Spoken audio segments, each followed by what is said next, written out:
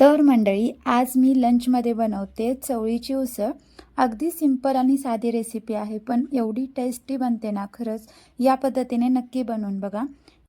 चवळी मी स्वच्छ धुवून रात्रभर भिजत ठेवली होती आणि जी लहान आकाराची येते ना ती घेतली होती मी. मोठ्या आकारापेक्षा तिला चव खूप छान असते. छान अशी ती भिजल्यानंतर आपल्याला एका कुकरमध्ये तिला ॲड करायचं आहे.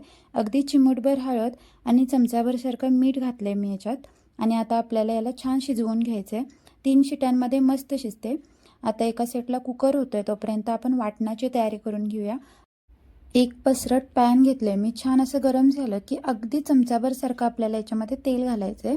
आणि याच्यामध्ये काळी मिरी 2 लवंग, छोटासा दालचिनीचा तुकडा आणि चक्रफुलाचा 1 तुकडा घालायचा आहे. ते छान परतलं की याच्यामध्ये आलं आणि लसूणचे तुकडे घालायचे. तेही छान असे परतून घ्यायचे.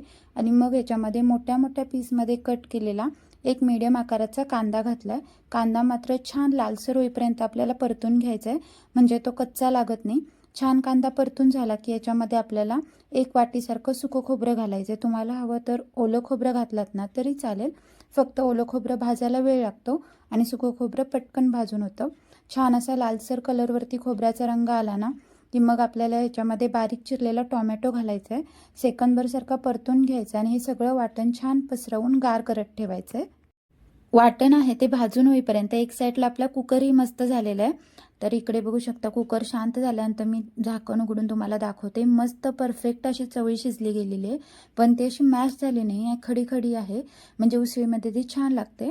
आता जे वाटण होतं ना ते सुद्धा मस्त गार झालं.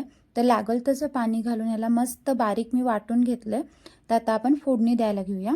तर एक मोठी कढई घेतली म्हणजे आपल्याला परतायला सोपं होऊन जातं. आणि त्याच्यामध्ये 1 पळीसारखं मी तेल घेतलं. तेल चांगलं तापू द्यायचं. मग याच्यामध्ये अर्धा चमच्यासारखं जिरं घालायचं आणि मोठ्या आकाराचा कांदा बारीक चिरून घालायचा. छान परतून घ्यायचं. कांदा मस्त लालसर होईपर्यंत परतायचा. मग याच्यामध्ये कढीपत्ता घालायचा आहे. कढीपत्ता आवर्जून घाला, याने चव खूप छान येते. छान असं परतून झाल्यानंतर याच्यामध्ये चवीनुसार लाल तिखट आणि थोडासा गरम मसाला घातला आहे मी. छान असं मिक्स करून घेतलं आणि लगेचच चवळी शिजवलेलं जे पाणी आहे ना ते 2 पळीसारखं मी घातलं, म्हणजे तिखट घातलं आहे आपण, ते जळत नाही आणि मस्त फ्लेवर येतो.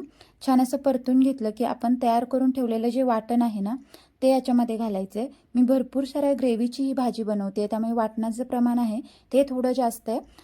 तुम्हाला एकदम सुकं सुकं हवं असेल ना तर वाटणाचं प्रमाण थोडं कमी केलात तरी चालेल. मी याच्यामध्ये पुन्हा जरासं पाणी घातलं आहे आणि छान याला मिक्स करून घेतलं आहे. चवळी शिजवताना आपण मीठ घातलं होतं, त्यामुळे वाटणापुरतं मीठ इथे घालायचं आहे. छान मिक्स करून घ्यायचं आहे आणि शिजवलेली जी चवळी आहे ना ती याच्यामध्ये घालायची आहे.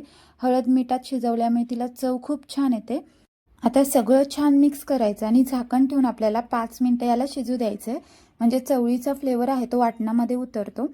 आणि 5 मिनटानंतर आपल्याला याच्यामध्ये 4 ते 5 आमसुलं घालायचे. त्याने खूप छान चव येते. तुम्हाला जर आमसुलं घालायची नसतील ना तर वरून असाच बारीक चिरून टोमॅटो घातलात तरी चालेल, पण याच्यामध्ये थोडासा आंबटपणा खूप छान लागतो. शेवटला याच्यामध्ये बारीक चिरलेली कोथिंबीर घालायची आणि मस्त अशी आपली ही उसळ तयार आहे.